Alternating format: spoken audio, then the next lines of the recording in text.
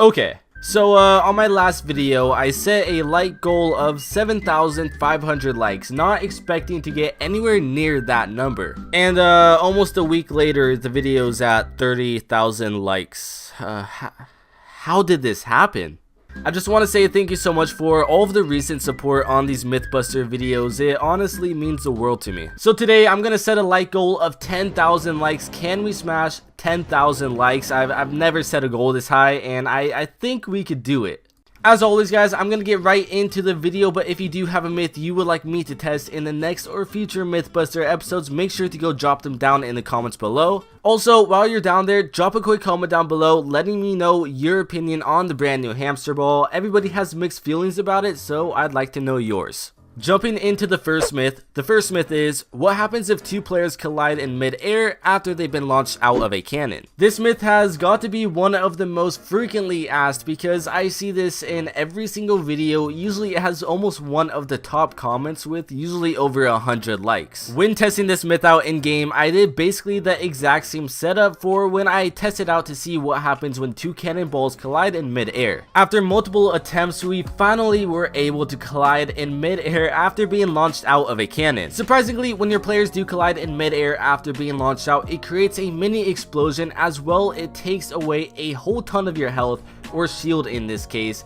As well, it stops your forward motion and you just fall straight down. This is basically the same thing for when a cannonball hits your player instead of an object. Jumping into the next myth is, what happens if you go into a rift while you're inside of the barrel of a cannon? Doing this myth was actually pretty simple. I basically built up a ramp, spawned myself in a cannon, and then I dropped a rift to go for my friend to actually create the rift. We've tested this exact same myth out with a golf car, with an ATK, with planes, and usually whenever you go through a rift in one of those vehicles, the vehicle will usually teleport with you. So does the same thing happen with a cannon? Once we were ready, we tested it out. I pushed myself forward, I jumped in the barrel of the cannon and went through the rift, but you'd be surprised that the cannon did not follow with me. Shortly after going through the rift, you could see that the cannon slowly just rolls to the side without the player, and my player just skydives as if he jumped into the rift regularly. Seeing this from a separate angle, you could actually see that the barrel of the cannon pushes itself up a little bit as I'm going down, which I thought was pretty interesting.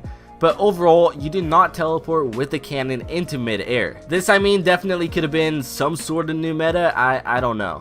Going into the next myth is, do skins change hitboxes? Now, this is a myth that I tested out way back in 2017, and we just had to retest it out one more time. Now sadly, the only people online that I knew, we didn't have many skins that had extra big hitboxes, so we tested it out with this one skin that you could clearly see the ears don't really belong on the hitbox. We also tested out with the cape, and both items did not affect the player's hitbox. It was still the same.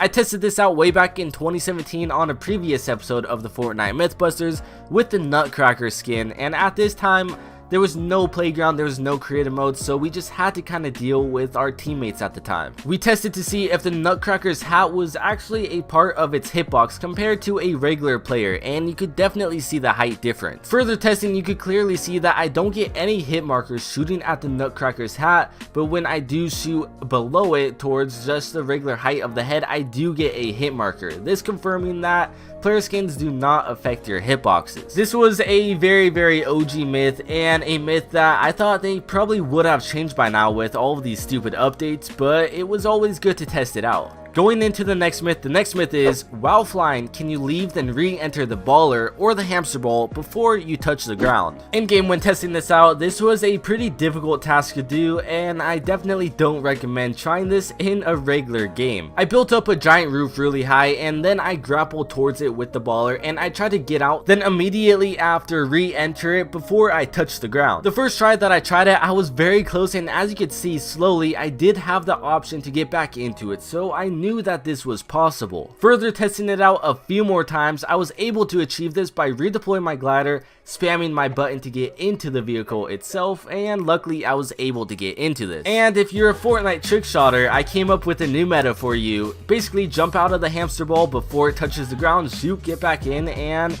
you'd have a pretty insane shot. The next myth is, will you take damage from a stink bomb, clinger, or dynamite while you're inside of the baller? Testing this myth out in game wasn't very difficult. I was in creative mode, so I just spawned myself in a hamster ball, some stink bombs, clingers, and even dynamite, and threw those to my friend for him to throw right back at me. In game though, surprisingly, when you do sit inside of a hamster ball and you do have a stink bomb thrown at you, you will not take any damage while you're inside of the ball itself, but when you are outside of it, you do start to take damage as if it's just regular. I thought this was pretty interesting, so if you're ever in the middle of a stink bomb and you do see a hamster ball, make sure you run straight towards that if you don't want to take any damage, and what's even better is that it does not damage the ball itself. Similar to the stink bomb, the clinger will not do any damage to your player itself, but it will do damage to the hamster ball, so if it does take enough damage, of course it will break and you won't have the vehicle anymore. Now for the dynamite stick, it happens the exact same way. You don't take any damage for your player itself, but the hamster ball still will take damage, and of course if the hamster ball does take enough damage, it will eventually break. Going into the next myth is, can you find a treasure chest without having a treasure map? In game testing this out, the only way I could really test it is to go into playground mode, and we found a treasure map which was fairly simple. Now keep in mind, while we were running to the treasure itself, my friend never held the treasure map. He never had it in his inventory, so he had no clue where this was. We acted as if he never even knew about it. I also made sure that I was on a separate team to act as if we were in a solo, or even as if we're in a duos or a squads, and he's on the enemy team to make sure that he is able to either dig it out or not. I showed him where the X was by sitting right on top of it, and he then pickaxed exactly where I was sitting, and as you can see, you could dig up the treasure chest without even having a treasure map. We thought this was pretty crazy, and he was able to actually loot it up as well and open the chest and get all of the items inside of it. So I guess for now on, everyone's just gonna run around and start pickaxing the ground to see if they could somehow luckily dig up a treasure chest. Jumping into the next myth is, what happens if you get boogie bombed after being shot from a cannon? Doing this myth in game was pretty difficult. I basically set up a cannon, then a massive platform to have my friend launch right next to me in hopes that I get lucky enough to have him be within the range of the boogie bomb. After testing this out multiple times and us both failing multiple times, we never really got it until I was able to go a lot closer and basically throw it at him directly. In game, when we count down together and I threw the boogie bomb, I was luckily able to time it perfectly so it would make almost direct contact with my friend, and as you can see in mid-air when he is flying, he does have the disco ball above his character as he's tumbling through the air, and when he does land, his player starts dancing like regular. Now keep in mind, in this clip he was tumbling in mid-air, but when we wanted to test this out in replay and get further in depth to see what happened, you can see that when he is launched from the cannon and he's flying through mid-air, it's as if his player's not even tumbling at all and he's just kind of dancing while flying. I'm honestly not sure as to why this happens. I don't know what really goes on here. I was launching myself through a cannon earlier in replay and it showed my player clearly tumbling, so I don't know if the boogie bomb really had an effect on this or what really caused this overall. But anyways, I thought this was a pretty funny myth and definitely something that probably won't happen to you in game if you think about it realistically.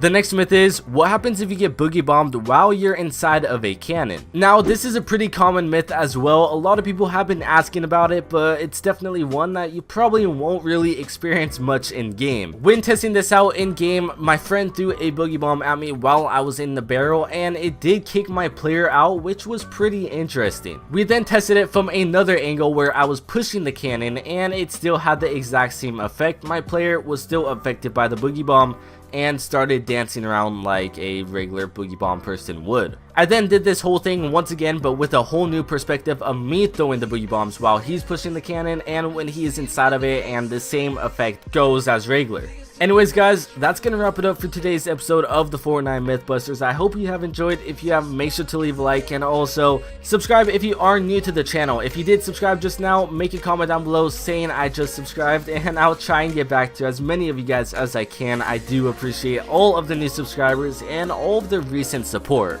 Once again, can we smash 10,000 likes on today's video? That would be insane. I never ever thought I would have to set a goal that high. And if we could accomplish that, that will be insane. Make sure to go follow my Twitch, Twitter, everything down in the description below. Join my Discord, and I will see you guys next time.